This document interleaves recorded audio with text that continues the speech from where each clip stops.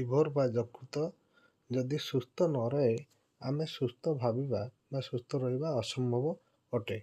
जन्म समय साधारणतः 150 ग्राम भितर यह थाए एवं आडल्ट क्षेत्र में एवरेज 1500 ग्राम जाके थाए।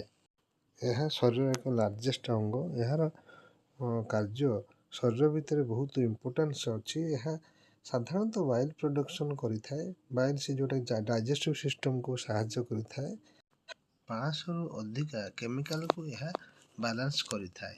विशेषकर आल्बुमिन को प्रोड्यूस करिथाए एवं क्लीयरेंस बिलिरुबिन को करिथाए एवं एक्स्ट्रा आयरन को स्टोरेज करिथाए एवं ग्लूकोज को ग्लाइकोजन रे स्टोरेज करिथाए लिवर रे एवं अमोनिया को यूरिया को कन्वर्ट करिथाए एवं कोलेस्ट्रॉल एवं प्रोटीन को मध्य प्रोड्यूस करता एवं पुराना आरबीसी बा रक्त लोहित रक्त कणिका को मध्य नष्ट करता एवं शरीर भितर डिटॉक्सिफिकेशन बा परिष्कृत करिया पई साहाय्य करिथाए एवं आमे जो अल्कोहल बा मेडिसिन खाई थाउ तार साइड इफेक्ट को मध्य बहुत परिमाण में ये कमाई देता है एवं रेगुलेटर ब्लड कंपोजिशन को करिथाए।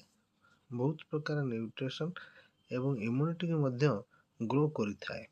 फैट मेटाबॉलिज्म के मध्य ब्रेक डाउन करिथाए। यह पावर हाउस कहले अत्युक्ति हेबो नहीं।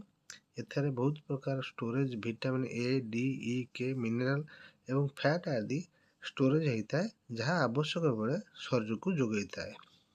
यह ब्लड क्लॉटिंग रे मध्य सहायता करता है। हार्मोन को मध्य बैलेंस करता है। मेटाबॉलिज्म करता है। प्रोटीन फैट कार्बोहाइड्रेट को एवं इम्यूनो सेल को ग्रो करी इन्फेक्शन को प्रतिरोध करता है। एते काम ए शरीर भितर यही गोटे अंग करुथिबारु यह सुस्थ रखिबा निहाती आवश्यक अटे।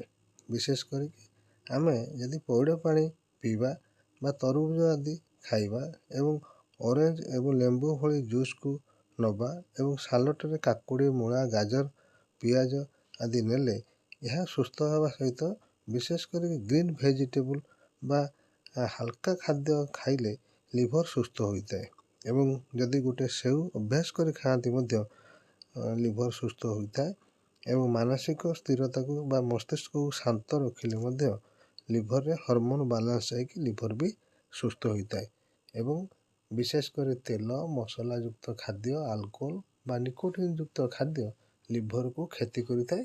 एथिप्रति विशेष ध्यान देवा दरकार।